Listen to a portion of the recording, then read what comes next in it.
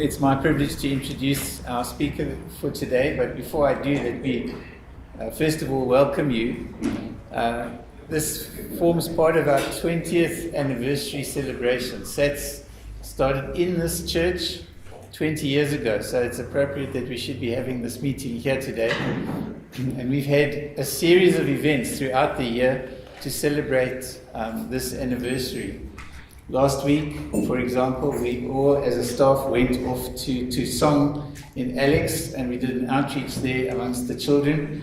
We're releasing a sort of anniversary book. There's a whole lot of projects, but this one is particularly relevant, I think, in the context of world affairs. Towards the end of last year, we became more and more convinced that we shouldn't just have Islam as a small portion of one course. And so we decided to write a brand new course focusing specifically on Islam. Several of the items this year have focused on Islam. For example, we've got a scholarship, a doctoral scholarship this year for the first time for people studying Islam. And of course, having Mark here is sort of the cherry on the top. So this is a really important day for us. Yesterday we had a session for our staff. And last night there was an open meeting here at the church. Some of you attended it. And we're looking forward to a great day with Mark today. Strong inputs on what is surely one of the most critically important topics of our time. So let me hand over to Mark. As you know, he's a world authority on this topic. We're extremely privileged to have someone of his capability in this field to address us. And I'm sure by the end of the day, you'll understand why I say that. So thank you. Welcome, Mark. Thank you. Well, it's a great privilege to be here with you today. And thank you for that kind introduction. We're going to look at 5 different topics throughout the day. First session is understanding Islam. And then I'll be speaking about living under Islam. We'll be looking at the issue of do Christians and Muslims worship the same God? And why that's an interesting subject for particularly evangelism and sharing your faith. I'll be looking at Muhammad and Jesus. And then the last session will be on spiritual freedom. How does the cross bring us freedom from the covenantal structure of Islam? My background is that I was in a past life, you might say. I was an academic in linguistics. I did a PhD writing a grammar of the people of Aceh in Indonesia, the language of Aceh in Indonesia. The Acehnese were the group in North Sumatra who were most affected by the tsunami. I think they lost about 200,000 of their people. Maybe about 10% of the Acehnese people were killed by the tsunami. And I had the joy of living there amongst a very Muslim people group, and I wrote a grammar for my PhD back in the early 80s. Then in the 90s, I felt called by God to go into pastoral ministry, so I resigned my job at Melbourne University and went into parish ministry. And in 2001, when I saw 9/11 happening, I was called by someone early in the morning to wake up and watch TV, which I did, and saw those events happening. I knew what ideology could motivate people to do something like that, and from my time in Aceh. And I decided that I needed to understand Islam better and to teach and equip others about it. So I've been busy in doing that for the last 15 years. And in the last 4 or so years, I've been active leading a congregation made up of all Muslim converts. Actually, there's a congregation of Iranians in Melbourne that I have the privilege to pastor and lead. And they've all become Christians in the last 3 or 4 years. So that's been a really exciting and interesting ministry to work with them and be very fruitful and enjoyable. I'm also the pastor of a few Anglican congregations that I look after with my team. But I've been devoting more and more time to Islam in recent years, and earlier this year completed a second doctorate on the theology of the Quran. But I won't be focusing particularly on the Quran today, but more a number of different important topics for understanding and engaging with Islam. Islam is a really important issue for us in the world today, for everyone. And it's important to understand how Islam works for lots of different reasons. It's important to be equipped. I know when I went to theological college, I studied about the Reformation and the early church and the history of the Western Church. but we were given very few resources to engage with Islam. And it's a pity, really, because within itself, Islam includes an apologetic against Christianity. So most Muslims who've had any kind of training in Islam will have been taught certain things about Christianity and what to say to Christians. But that's not the case about Christians. Christians approach those conversations like a blank slate, and that's a very unequal way for Muslims and Christians to talk to each other. Christians need to equip themselves. So we're going to talk about understanding Islam, and I'm going to explain how Islam is organised as a faith and some of the distinctives of Islam.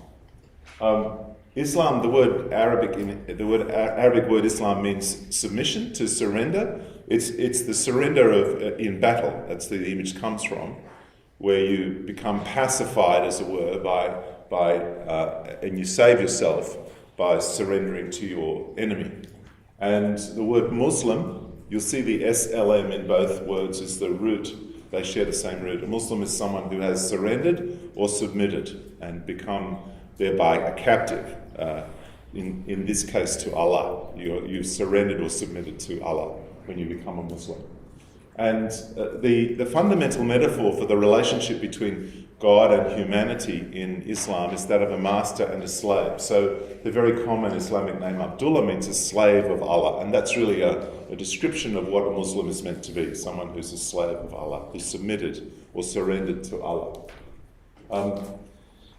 In order to understand how Islam works, it's a good place to begin is to ask what is the fundamental human problem. Because different ideologies, different faith systems can have different views of what is the fundamental issue about being human. And from a Christian perspective, what would you say is the fundamental human problem? What does Christianity say is the fundamental human problem? Sin, exactly. And the same answer would be heard in Korea or America or Australia or Europe or China. Christians have been taught and learned that sin is the fundamental human problem. And the solution to sin is forgiveness. It's a breach of relationship, basically. And the outcome of that forgiveness that God extends to us is salvation. We are saved. We're found by God. However, in Islam, the fundamental human problem is not sin. Islam does have a concept of sin, but it's not the main issue. The main problem with human beings, according to Islam, is that they are by nature ignorant and easily led astray. And the solution to that ignorance is guidance, and the result of being rightly guided is success. So instead of sin, forgiveness, salvation, you have ignorance, guidance, success.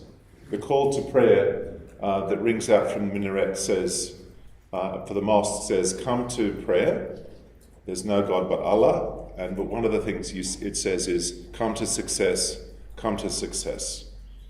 So the act of prayer is an act of being rightly guided, looking forward to success in this life and the next. And Islam divides the world of humanity into winners and losers, the ones that are successful and the ones that are unsuccessful and will be failures. So that's a different understanding of human nature. I think all societies that have adopted an ideology that rejects the idea of sin have had trouble establishing righteousness in government and in public life. Because if you don't believe sin is a fundamental human problem, then it just runs rampant. That's happened in communist regimes, trying to bring justice, but without acknowledging the fundamental issue of human beings. But we'll go on from that. You might say, well, I'm quite attracted to that idea. I find myself to be easily misled and I need guidance, so how can I be rightly guided? How can I follow the rightly guided so I can be truly submitting to God? That's you might be asking that question even now as you're listening. Well, you become a Muslim, you become a submitter, a surrendered one, by saying and believing the Islamic creed is called the Shahada, which is that there is no God but Allah and Muhammad is his messenger. That's how you become a Muslim, to say that and believe it. And the meaning of that phrase contains within it the answer to the question of where can the guidance be found. Because according to Islam, the guidance that is needed is found in the messenger. Allah sends messengers to humanity, according to the Quran, to provide them the guidance they need to stay on the straight path and to please God. So when you say, Muhammad is Allah's messenger, you're saying, he will be my guide. I will follow him. Follow what he says. You might then say, having heard this much, you might say, well, where can I find this guidance of Muhammad? If he's the guide that's been sent, the messenger that's been sent by God to keep me on the straight path, how can I learn about the guidance that he's provided? And the answer to this is twofold. The guidance of Muhammad is found in the Quran, which means the recitation. It's a series of recitations, if you like, that are recorded in the Quran. And that provides one form of guidance. And another form of guidance is actually what's called the Sunnah. It's a word meaning pathway, and it means actually the life of Muhammad, what he did and said. The Quran teaches that the manner of life of the messenger is the guidance for people to follow. And so if you want to know how to stay on the right path, you learn about the life of Muhammad and you basically do what he did and you say what he said. And he becomes the principle to follow to be rightly guided. So there's actually quite a few similarities between Christianity and Islam in this respect, because a true Christian will want to do what Jesus did. Follow me, Jesus said. And to be a Muslim, you need to follow the example and the teaching of Muhammad, plus the Quran as well. It's not just the Quran. The life of Muhammad is really critical too. And actually the Quran makes clear that you have to follow the example of Muhammad. Surah are the chapters of the Quran. So these surah obey Allah and obey the messenger. If you obey the messenger, you'll be on the right path. So basically the Quran says in a whole number of different ways that you have to follow the messenger. It's interesting, there are some Quran-only Muslims who don't want to follow the example and teaching of Muhammad. But in fact, the Quran itself says that you have to follow the messenger. So, the Quran demands obedience to the example of the messenger. Allah is stern. He says he's angry with people who don't follow the messenger. And Muhammad doesn't speak out of his own desire. So his pronouncements, the things he said and did, become mandatory for Muslims to listen to and to follow and to be aware of. In the Sunday school situation, the answer to every question is Jesus. And sometimes it can cause children to get into difficulty if they follow that advice. But the answer to almost every question that you might want to know about Islam is Muhammad. I tested the crowd last night on this, and they gave very good answers. And I'll test you as well here today. You've probably observed that many Muslim men have large beards. Why do Muslim men have large beards? The answer is Muhammad. That's excellent. You're very knowledgeable. They have large beards because Muhammad said you should trim the moustache and let the beard grow long. And if you see a picture of a radical Muslim with a big beard, have a look at his moustache and you'll observe that he has none at all or a very, very small one, because Muhammad said to trim the beard. So and he would have done the same himself. So his example becomes mandatory to follow. Now, then you might say, okay, Mark, you're telling me that to be rightly guided, I need to follow the example of Muhammad. You've just mentioned about this beard thing. How can I find this information? Where is it found? How is it reported? And it's reported in terms of hadiths or traditions. These report the example and the teaching of Muhammad. Interestingly, they're written down and recorded in the form we have today, 200 to 300 years after Muhammad. So traditions about Muhammad were passed on orally until finally they were written down. And then Muslims in the century or two after that, they poured through all this material and worked out principles for living. The guidance of Muhammad was organised. And actually it's organised into what's called the Sharia. And this guidance is preserved in collections. Sunni Muslims recognise 6 canonical collections of Muhammad's sayings. And the 2 most prestigious and reliable are Sahih al-Bukhari and Sahih Muslim. Sahih means reliable. And the Sahih Muslim is published in English in 4 volumes, quite thick volumes in translation, and you can get an Arabic English version of Sahih al-Bukhari, and that's in 9 volumes. And one of the things I did in the summer after 9/11 in Australia was to read all this. And I spent a couple of months reading it from page to page, which is very interesting. I learned a lot about Islam. But basically, it's like what happened would happen is that Muhammad's friends and companions would listen to what he'd be saying and doing, and then later they'd pass it on, they'd write it down, and it would get encoded into these books, which then become the foundation of Islamic jurisprudence, Islamic religious practice is based on these materials, together with the Quran. Actually, in some ways, the Quran is less important than this material. Only about 10% of the Quran gives direct guidance in terms of instructions or commands, or less than 10%. But these are full of information, interesting information. I'll give you a few examples. These particular hadiths, these particular collections are organised for legal purposes, and what they've done is they break up the thousands of sayings of Muhammad into topics, and each topic is given what's called a book within the collection. And so, for example, the Sahih al-Bukhari has 93 books. Some of the books are the Book of Oaths, the Book of Vows, the Book of Marriage. The Book of Marriage will have all the sayings of things that Muhammad didn't said that could be relevant giving guidance for marriage. And the Book of Manners, you'd have the stuff on beards in there. And the Book of Jihad is all about warfare.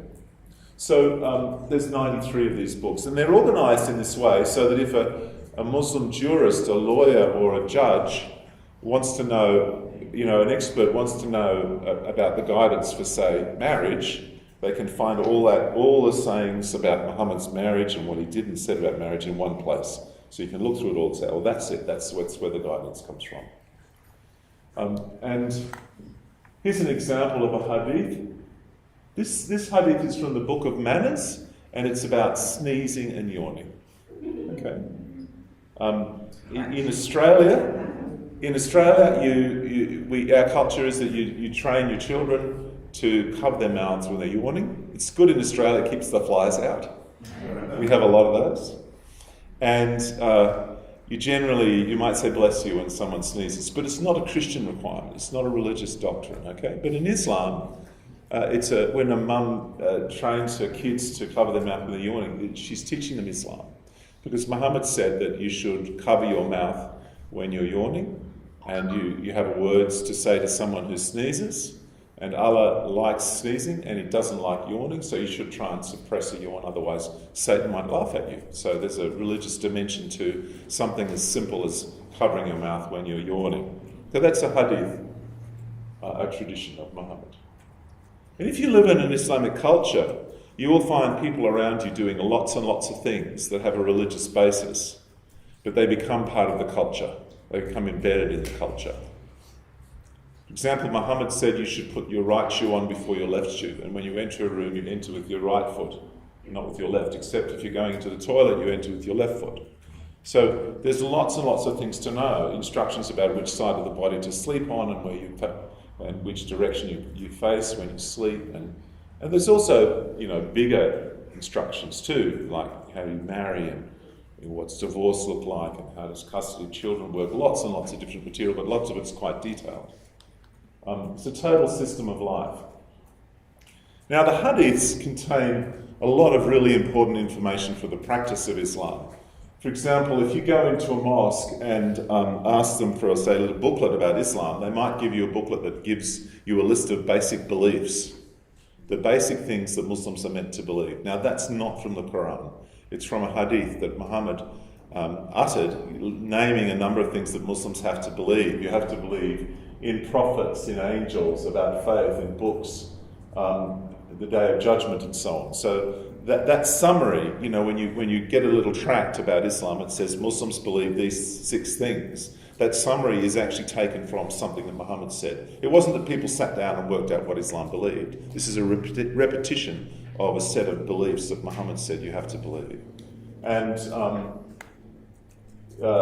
also the idea of these 5 pillars of Islam, which you may well have heard about, that every Muslim has to say the Shahada, declare that Allah there's only one God, and that's Allah, and Muhammad is the messenger, to pray 5 times a day, to pay zakat, this is a kind of religious tax, to do the pilgrimage, to fast. These are the 5 pillars of Islam. Why are they pillars? Because on a certain day, at a certain time, Muhammad said they were. And that gets written down and becomes a core part of Islamic practice. So that list is nowhere to be found in the Quran. All these practices are mentioned in the Quran, but the list comes from Muhammad's direct teaching. And you can actually look up, I think these links are now out of date, but if you do, you could look up sunnah.com, sunnah.com, and it's got lists of hadiths. You can look up female circumcision, or I don't know, infidels, or whatever you like. Honey, what does Muhammad say about honey? It'll be there. Then you also have biographies of Muhammad. These are important because they lay out the story of Muhammad's life. The story of Muhammad's prophetic career is the map against which Islam is tracked and organised. The Quran is read against the life of Muhammad, in terms of the life of Muhammad. And so that's quite important. The earliest biography of Muhammad is the Sirat Rasulullah, which is originally written about 150 years after Muhammad, and it was edited 200 AD, so it's still a pretty late document. Compared to, say, the Gospels, which were basically written within 50 years of Muhammad. They were actually written, Jesus, sorry. They were written within a generation. The Gospels were written within the time frame that if you were writing about the life of Beatles now, the distance between, say, 1960 and now is the kind of time frame within which the Gospels were written about Jesus' life. Okay, so it's within a generation. However, the life of Muhammad was written 150 to 200 years after, and same with the Hadith collections, even a bit later. So that's quite a big time. What was happening in South Africa 200 years ago? And writing a biography of someone's life from 200 years ago is very different from writing, say, about the Beatles today. And so it's just interesting to realise that Islam's primary sources, a lot of them are quite late in time. The Quran is early. That's clearly a text that goes back, at least to the lifetime of Muhammad. That's important. Now, there are some aspects of Muhammad's life that are really positive.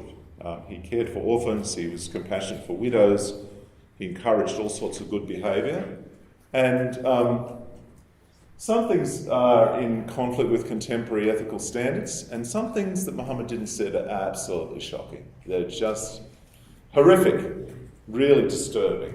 And when Muslims say and believe that he's the best person who ever lived, it's not necessarily the case that they actually are across everything he did and said, because it's hard to justify that judgment by ethical standards today. If Muhammad was alive today, he would be convicted of serious crimes many times over and be spending all his life in prison in South Africa. So that's just something to be aware of. Now, if you meet your Muslim neighbour and you're chatting about Islam, they might believe he's the best person who ever lived and has the best personality, but they won't necessarily have all that stuff. They won't have read the basic materials. Muslims are not expected to read these hadiths. I remember saying to one man who'd converted to Islam, I've read the Sahih Muslim, I read the Sahih Bukhari, and he looked at me in shock. He said, "You're not meant to do that." I said, "I found it very interesting. And I think everyone should read that if they're interested, for example, in becoming Muslim. If you know someone who's interested in becoming Muslim, maybe your daughter wants to marry a Muslim man, or something like that, tell her, have you read the Sahih, the Sahih Muslim or the Sahih Bukhari? Have you read the Sirah Rasulullah? Have you actually read the core sources, the original sources about Muhammad? Do you know who it is that your guide is and who you're going to follow? And your daughter might say, well, no, but someone in the mosque gave me a little booklet of 50 traditions about Muhammad. It's not enough. You need to access this material for yourself. Sorry, sure that's not what they are teaching. They are not teaching fully what Muhammad has done. They are not teaching that in the mosque. No, it's selective. Yes. So that's my point. That's my point. Yes. So Muslims do not really know. They don't necessarily know all this stuff, but I tell you, a well-trained scholar, someone who is trained in classical Arabic, and it reaches a certain level of knowledge of the religion, they will know this material. But ordinary Muslims don't, and Islam's organised on a need-to-know basis, so people might not be aware of it. Now, this is very different from Jesus. Jesus' life is public truth. You can read the Gospels in a day, and everything that we know about Jesus is kind of there for everyone to know. And many churches read the Gospels every Sunday, so most Christians have heard everything there is to know about Jesus from the Bible at some point, many times over. That's not true about the life of Muhammad. And when the Iranians were welcoming Ayatollah Khomeini to come in and institute the Iranian Islamic Revolution in Iran, they didn't know what they were about to receive because they hadn't read all the materials. They didn't know the text. They hadn't read the fine print. And there's a lot of fine print in Islam. Anyway, it's interesting that given there are these problems in Muhammad's life, and I'll mention a few of them a bit later, is that classical legal texts in Islam forbid speaking critically about Muhammad. There's this big taboo about engaging with this person's life. And it's a no-go zone, very hard to talk about. And if you bring certain things into the light, the risk is that you could be seen to be denigrating Islam. On the other hand, if you're silent about it, you're covering it up. So what do you do? Which way do you go? It's a challenge. This is a really interesting issue. The Quran is organised into surahs or chapters, and it's basically they're laid out from the longest to the shortest, apart from the very first chapter, which is called Al-Fatiha, the opening, and that's part of daily prayers. But the rest are more or less, not quite exactly, but more or less the longest to the shortest. This is not chronological. So if you read the Quran from cover to cover, you'll be reading chapters that jump around in Muhammad's life, and it's actually very confusing to try and get a sense of timeline. It's not laid out for that purpose. Actually, Paul's letters are organised from the longest to the shortest in a sort of similar way as well. Romans is the longest, so it comes first. But so it's not like the Gospels or the Bible in that sense, and many people find the Quran difficult to read. The individual surahs or chapters are themselves made up of many smaller passages that could be from quite different times in Muhammad's life. So they've been collected together within a chapter. I mean, some really hang together, but some of the longer chapters are made up of lots of bits and pieces. And they might be drawn from very different episodes. So if you're looking at the interpretation of verse 21, the interpretation of that verse is really tied into the context of what's happening in Muhammad's life when that verse was revealed. And verse 19 or verse 22 might not be part of the context of verse 21. It might be the 21 which is stuck in there, and you have to know what's happening in the life of Muhammad to interpret that verse. So that makes the Quran a difficult text to read. Okay. The other thing to know about all these sources is they're written in classical Arabic, a form of Arabic that was a spoken language 1400, 1200 years ago, but most modern Arabic speakers would not be able to read this material fluently for understanding. It's difficult to comprehend. Some, an Arabic speaker would understand a bit of it, but there's a lot of terms and grammar that's obscure. So people need to be trained in these texts in order to read them, and very few people can. Although now, the world has changed. So in the last 50 years, a lot of this material is translated. The hadiths are available in different languages, and now Muslims are actually reading a lot of this material for themselves off the internet in a way that was just never possible for 1400 years. And people are able to make up their own minds about this material, which wasn't really possible in the past. Now, the Quran came to be through, this is the official Islamic story, okay? Whether it is true is a separate matter, but the official Islamic story is that Muhammad, in a 23-year prophetic career, would receive bits and pieces of revelation from Allah, and they would be remembered by him or by others and eventually written down. It wasn't the case that he wrote them down. There's a tradition that says that he was illiterate, actually, but he couldn't write. But whether that's true or not, it's important to understand that it's an oral document reflecting oral revelations, recitations, over a 23-year period that then get consolidated into a single text and organised into chapters. Muhammad and the Quran are really closely connected. You can't read one without the other. I sometimes compare Muhammad to the backbone of Islam, and the Quran is like the backbone, and Muhammad is like the body, and you can't have a body without a backbone or a backbone without a body. They need to go together. So the life of Muhammad and the Quran are really intertwined in ways that might not be obvious if you just read the Quran, but in the way Islam works, that's the case. Muhammad said that these revelations came to him through the angel Jibreel, who was mediating these words from Allah in the Quran. The hadiths the traditions explain the Quran. And here's an example of a tradition which has embedded within it a verse of the Quran. And this verse is saying that Allah doesn't forbid you to be kind to your relatives, provided they haven't driven you out of your homes and treated you unjustly. And you might read that in the Quran.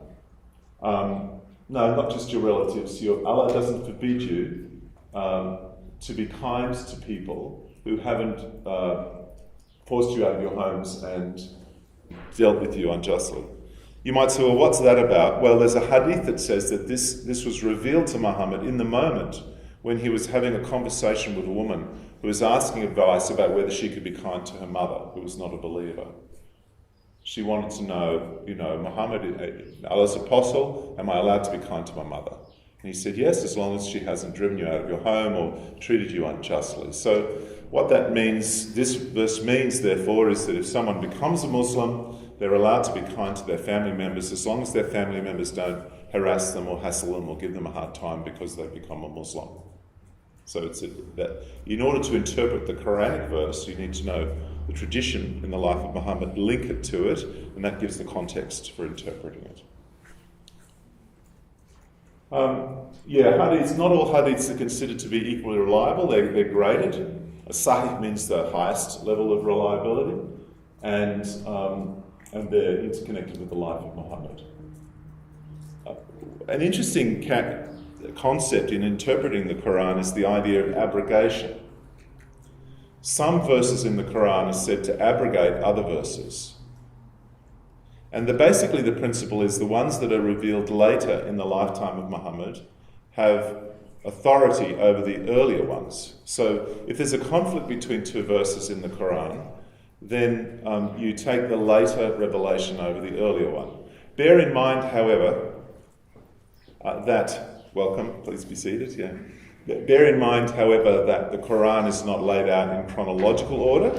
So you need to know when you're reading the Quran which verse is earlier or later than another verse.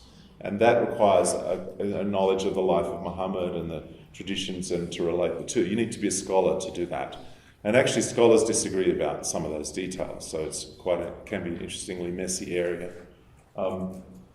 There's perhaps the most famous example of abrogation is that the earlier verses in the Quran which were revealed in Mecca counsel Muslims to be tolerant towards unbelievers and to be patient with them. But the later verses call upon Muslims to first of all fight defensively against them and finally to fight an unlimited war against unbelievers. So you get these different phases from peaceful witness to defensive fighting to attacking within limits to unconditional warfare. So you need to know the timeline or the sequence. That's a verse which is used to justify abrogations. The hour is the plural of majesty. This is God. Such of our revelations as we abrogate are caused to be forgotten. We bring in place one better. Don't you know Allah is able to do all things? So Allah is able to replace one verse with another. This is a little bit of a different way of understanding the speech of God for what we're used to in the Bible. And it's based, I think, it reflects a slave-master relationship. Like if your master tells you to do the washing on Monday and then tells you to dig in the garden on Tuesday, you just keep digging in the garden until he gives you other instructions. You don't go back to Monday. You do the last thing you're told to do. That's how obedience works, okay? So if Allah changes his word to people, you follow the last word that he gives. So abrogation is important, and it is a bit tricky because there are these more peaceful verses in the Quran and there are more violent ones, but the later ones, the violent ones, are later, so they are tending to cancel out the more peaceful ones.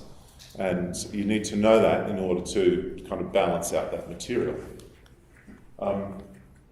This is a commentary on the Quran. A tafsir, or a commentary, draws upon traditions, hadiths, and so on, in order to interpret particular verses. And the commentary of Ibn Kathir is very widely used by Muslims. It's translated into English, and it's very widely used by English-speaking Muslims. And in this particular verse, he's giving a commentary. This particular passage is commenting on a verse which says, "Forgive and overlook the unbelievers." And he says Allah said to forgive and overlook the unbelievers until he gave a different word, which was to fight them. So he says this verse was abrogated by the verse of the sword, which is Surah 9:5, So he said, the messenger of Allah, Muhammad, and his companions used to forgive the disbelievers and the people of the book, just as Allah had commanded, until Allah allowed fighting them, and then Allah destroyed those who he decreed to be killed. That is, the believers killed them, so Allah destroyed them. So this is a commentary explaining, in looking at a particular verse that counsels forgiveness, explaining that this verse was cancelled by a later verse. So the commentaries will try and sort that out. You can find Ibn Kathir's commentary on the internet. It's very easy to find. Just Google Tafsir Ibn Kathir, and you can look up any verse in the Quran and get a pretty reliable interpretation of it. To understand the Quran, there are various English translations. Again, I think that link is now out of date. But Ibn Kathir's commentary is on the internet. The best contemporary translation of the Quran into English is by Arthur Droge, D-R-O-G-E. And it's very clear, and it's laid out for scholars or people who want to study the Quran. Lots of good footnotes. So I commend that to you. So just to summarise, the Quran is revealed word for word to Muhammad, and you have the Sunnah, the life of Muhammad, which is reported in the traditions, and the Sirah, the biographies, and these two things together provide the foundational texts of Islam upon which the guidance is constructed. Now, it's very important to understand that non-Muslims have a right to study these materials for themselves. I sometimes meet people who say, "Mark, you shouldn't be saying this, a Muslim should be telling us about these things." Or they'll say, "Well, you've said what you think, we should have a Muslim to come and give their view." But actually, I think non-Muslims have a right to know about this stuff for themselves, to educate themselves, to teach themselves, to come to their own opinion. Especially because the Quran has a lot of material, and the life of Muhammad has a lot of critical material about Christians. And any book that says bad things or good things about me, I have a right to read because it's about me. And the Quran is a book about you because it says a lot about Christians. And so is the life of Muhammad. You have a right to know what it says for yourself. And to take initiative to understand this for yourself. That's just what freedom is about. It's not disrespectful to come to your own view about these texts. In fact, it's important to come to your own view about it. In fact, even this verse from the Quran, from chapter 1, which says, "Guide us on the straight path, not the path of those who earn your anger or those who have gone astray." This verse is part of the daily prayers of Muslims. It's said 17 times a day. And Muhammad said that those who've gone astray are the Christians, and those who are under the wrath of God are Jews. So if Muslims are praying 17 times a day and basically saying Christians have gone astray in their prayers, I have a right to have an opinion about that. That affects me. It's not just their religion. It's something that makes claims about me personally. Now, what is the Sharia? How does this work? The Sharia means a path. The idea of a path is very important in Islam because Islam offers guidance, and the fundamental metaphor for a person's life before God is that of a path. And you can be on the wrong path or the right path. And the Sharia, the pathway of observance, is a system of principles and teachings and rules that's derived from the Quran and the life of Muhammad, the Sunnah. And it's been systematized by Muslim scholars in the first centuries of Islam. And together it provides a huge body of knowledge, information, rules, legal principles that together define how Muslims should live. And there are different schools of Islam, of Sharia. There are 4 Sunni schools and there are Shia schools. And there are published books that lay out all the teachings of a particular school, like the Reliance of the Traveller. You could look up what it says about divorce or whatever you like, and it'll give a summary of what Islam teaches. It's a thick book, 1,000 pages. It's a lot to it. So this work was done in the first generations, and the process of interpretation using reasoning and logic to derive from the example of Muhammad and from the Quran a set of rules or principles was a huge effort. And some Muslims said that basically that interpretive work that was done in the first centuries is forever fixed. The gates of interpretation are closed is a phrase that's used. But actually modern times put a lot of pressure on this because modern life is requiring Islam to come up with answers about issues that were never imagined in the lifetime of Muhammad. So Islam's going through a lot of review and change at the moment in order to adapt to modern conditions. What does the Quran say about human cloning, for example? Or property law or whatever. But that's what Sharia is and how it works. The study of Sharia is the dominant discipline in Islamic studies. So, the equivalent of SATs, a theological seminary, as you might call it, an Islamic institution of teaching about religion, is normally called a school of Sharia. This is the queen of the sciences, the religious sciences, is the study of Sharia in Islam, about what you should do. It's more important to know what to do than what to believe.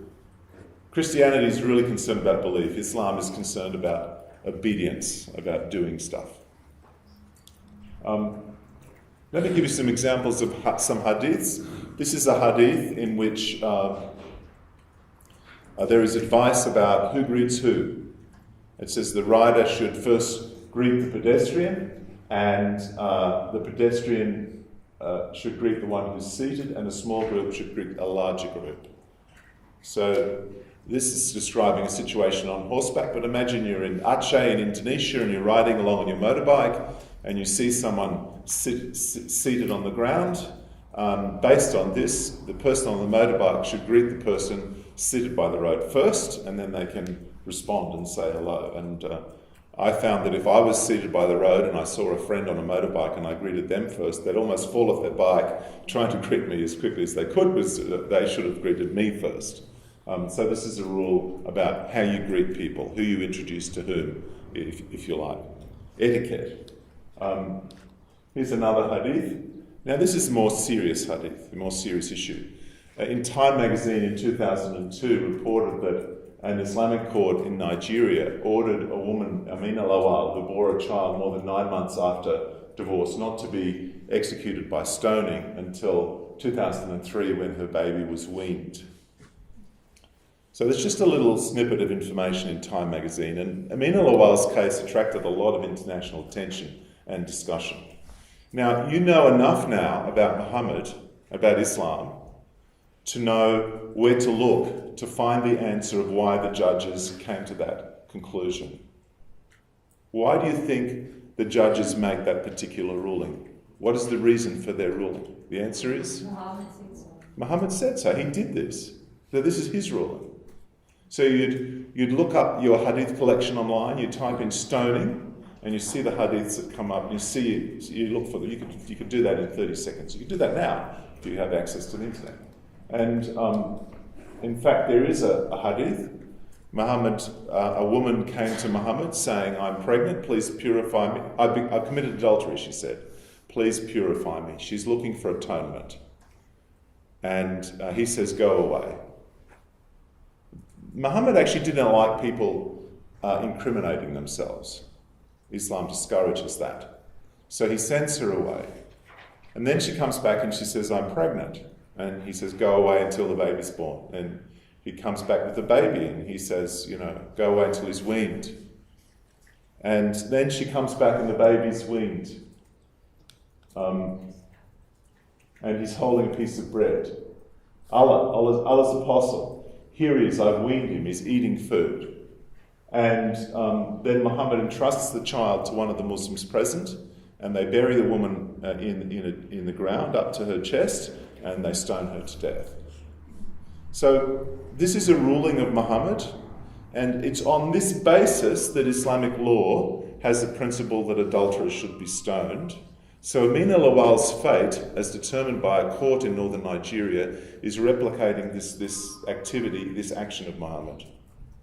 Why does the court have that power? Because as a political concession to Muslims in northern Nigeria, the state gave Sharia law to Muslims in the north. They said, that's our religious freedom, we want to live by our religion. They said, okay, why don't you have religious courts to deal with family matters and so on? So you end up having a court making a ruling like this. I find it really interesting to read what commentators sometimes say when they read something like the Time magazine report. Oh, they've got it wrong, this is the distortion of Islam, this is medieval, this is not right. But actually it's just Islam, it's just Muhammad, this is what he said and did. And if you say he's the best example, then surely you should do what he did and said. Otherwise you need to explain why it doesn't apply anymore, and that's a complicated argument to make. That first summer when I read the Sahih al-Bukhari and the Sahih Muslim, and I read it from cover to cover, I found it very, very disturbing. Very, very disturbing. And lots of stuff like this. Much worse things than this. And very hard, because I was thinking, if this is what the perfect example looks like, what kind of world will this create? What kind of society will this produce? What kind of worldview will it instill in people about justice and righteousness and relationships between human beings? I've discussed this already. The Gospels are public truth. Information about Jesus is publicly known. But for Muslims, knowledge about Islam and the fundamentals of Islam is not so well known. And often common understandings are sanitized. So you might read something about Muhammad that emphasizes his long marriage to Khadija, his first wife, who was older than him. And it will be emphasized to show his quality of faithfulness and so on, and what a good person he was. But that text, if it's trying to present a good view of Islam, won't explain that Muhammad married Khadija, a younger woman, when she was, married Aisha, a young girl, when she was 5 or 6, and consummated the marriage when she was 9. That story will not tell you that he picked up a couple of wives, Sophia and Rohana, who were Jewish women, when he killed their menfolk, and he took them into his concubine, to be his concubines. This is what the Islamic State has been doing. This is what Muhammad did. And one of these Jewish women refused to ever marry him and become his wife, because he killed her husband and her father and her brothers and so on. In fact, the second one, I think it was one of these two Jewish women, he picked up when he attacked the Jews in Khaybar, and he killed all her male relatives. In fact, her husband he'd tortured to death by lighting a fire on him in order to get information about wealth that he'd supposedly buried somewhere.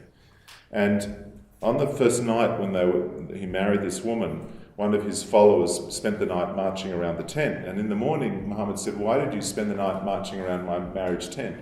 And he said, "Well, you killed her father and her husband and her brothers, and I was concerned for your safety, so I was guarding you through the night." And Muhammad said, "Thank you. That's very considerate of you."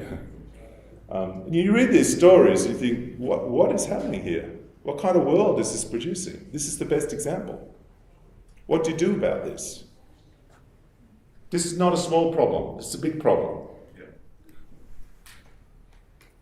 Information about Muhammad traditionally has not been democratized. Only well-trained scholars would know all this stuff, but now it's becoming more available. There's a Coptic, an Egyptian priest called Father Zachariah, who's in America now, and he broadcasts a TV program into the Middle East, and a typical thing he'll do is he'll open the hadiths and read something about Muhammad in Arabic, and he'll comment on it, and then he'll talk about Jesus. And then you have Muslims who go to the imam in the mosque and say, "I heard Father Zachariah tell me this about Muhammad. Is this true? Did he actually do this?" And it's a sensation. And people are not happy that he's doing this. But the world is changing. Islam is under a kind of pressure that hasn't existed in the past. You've also got the problem is things can be mistranslated or not translated well. There's a verse in the Quran that says the husband can beat his wife, and some translations translate it as beat lightly or chastise. Now in English, chastise is ambiguous. It can mean a verbal rebuke or it can mean a physical attack, physical beating. But the Arabic only means a physical beating, but the translation kind of fudges it and makes it less clear. So that's a challenge. Things get lost in translation. There's also another factor that complicates the spread of information, the democratization of information about Islam, and that's the doctrine of taqiyya, or deception, lawful deception. There's a verse in the Quran that says that if Muslims are afraid for their safety and they're dependent upon the protection of non-Muslims, then it's permissible to pretend to be friendly to them in order to keep yourself safe. You should not make friends of unbelievers except as a precaution to guard yourselves from them. And one commentator said, we smile in the faces of some people, but our hearts curse them. Another commentator, Az-Zamakhshari, said, the heart is comforted by hatred.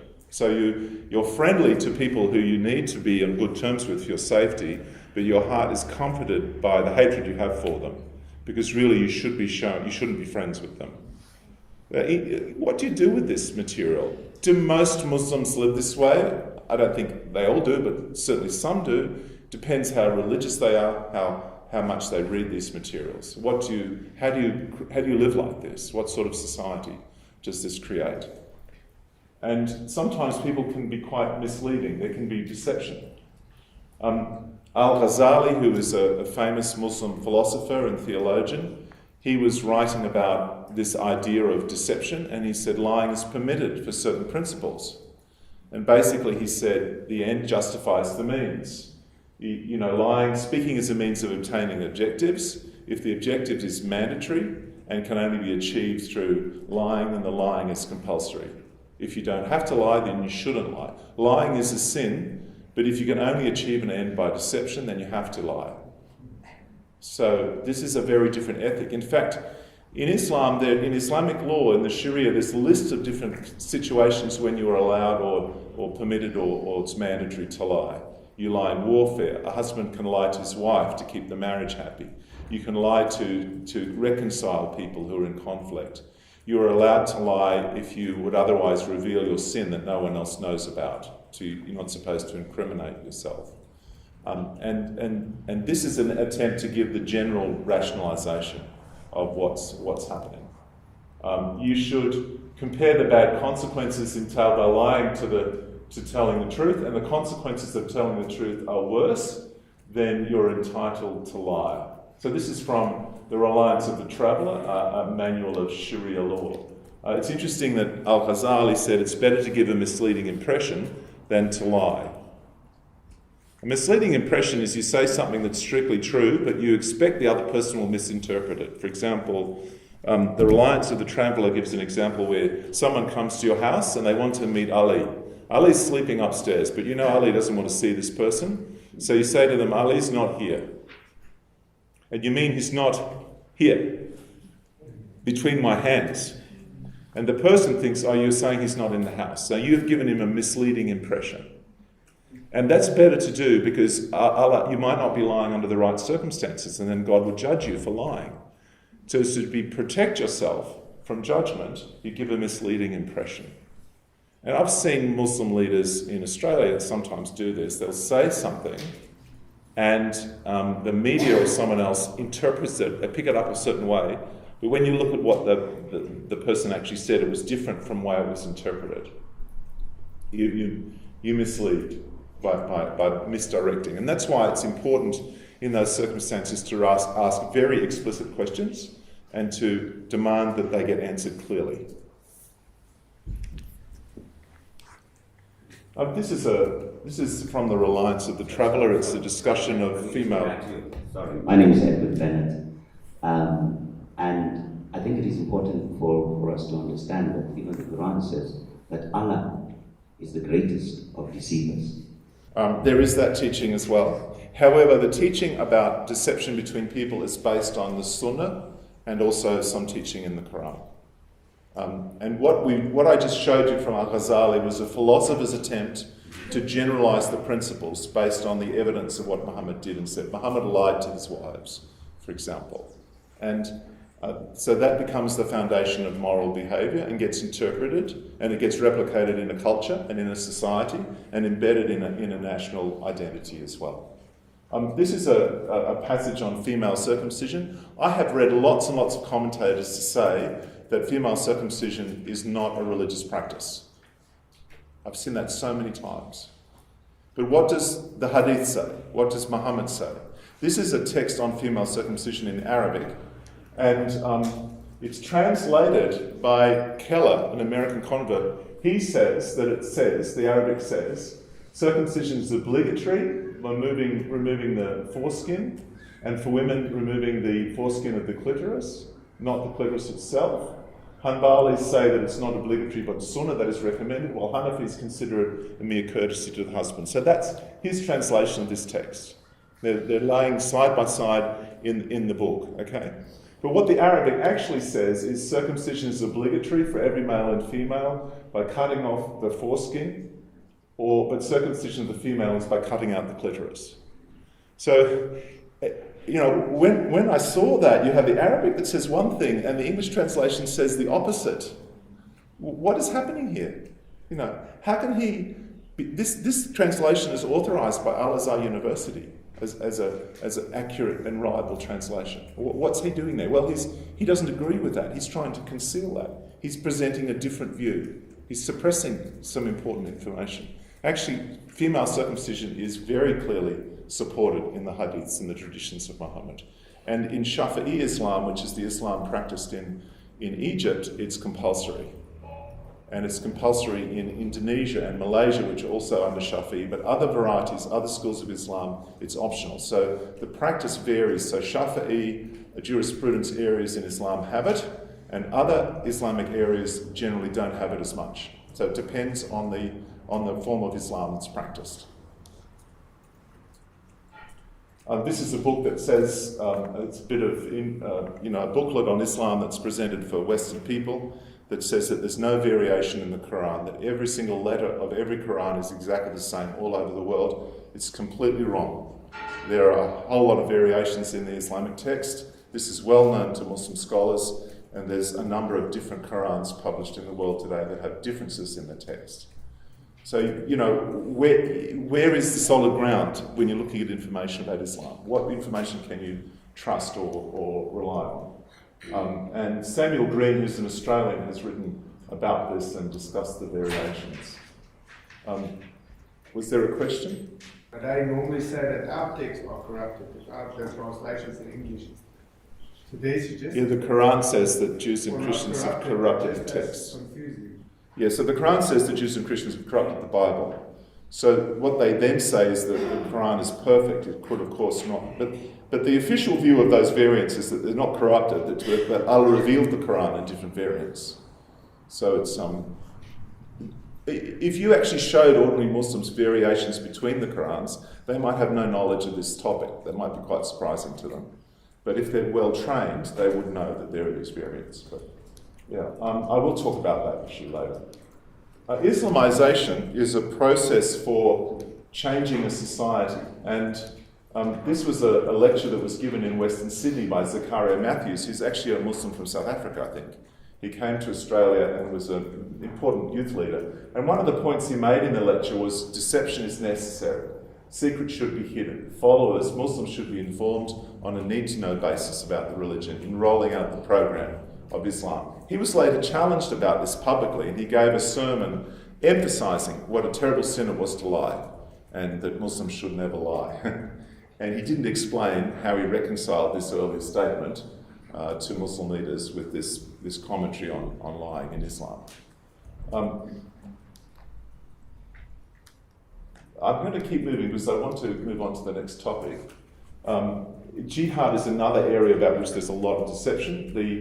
The Hadith collections have a book of jihad within them, which has all the traditions about Muhammad, about jihad, and it's all about warfare. It's not about self-improvement. And sometimes Muslims will quote a hadith that says the greater jihad is the war against the self, but that hadith is not regarded as reliable, and it's not actually respected as the foundation of Islamic jurisprudence because of that. And there's lots and lots of references to warfare in Islam. I'm going to move on from this. Answering Islam has a lot of good information about Islam that you can look up there. What I want to say is religions are not all the same. One of the problems that Western people particularly have is they think that all religions are the same. This is a very widespread view in Australian society. And it's thought that the differences between religions are like differences between food. You know, it's one person's curry and someone else's moussaka, someone else's biltong, you know. It's all food, really. It's a matter of culture and preference. But actually religions are not like that. Religions are about fundamental claims about the nature of humanity and the response to humanity's situation. And they're very different. Different religions produce different societies. And so they have political implications. You know, the society is generated, its values are generated often by religious means. Islam says, when Allah and the Messenger have decided a matter, there's nothing more to be said. And the fundamental question really is, who are you going to follow? You're going to follow Jesus, take up your cross and follow him, or you're going to follow Muhammad? And that's a question for Britain, it's a question for Australia, for South Africa. You know, when there are requests for Sharia courts, or what kind of law are we going to have in a nation? This is a fundamental question that faces us, even though our lawmakers are not aware of the significance of the question. Whose example will we follow? One of the challenges with Muhammad is if you follow Muhammad's example, his lifestyle, you end up replicating the life of a 7th century Arab. And it's really interesting that in Christianity we're not called to do all things the way Jesus did them. You know, we're not meant to eat food the same way he ate it and wear our beards the way he wore it if we're men, or go to the toilet the way he went to the toilet. You know, following Jesus is not about that sort of stuff, but Islam is a lot about all that sort of stuff. And that's in Christian teaching, following Jesus is about the ethics, the heart of love, the grace of God. It's very different in Islam.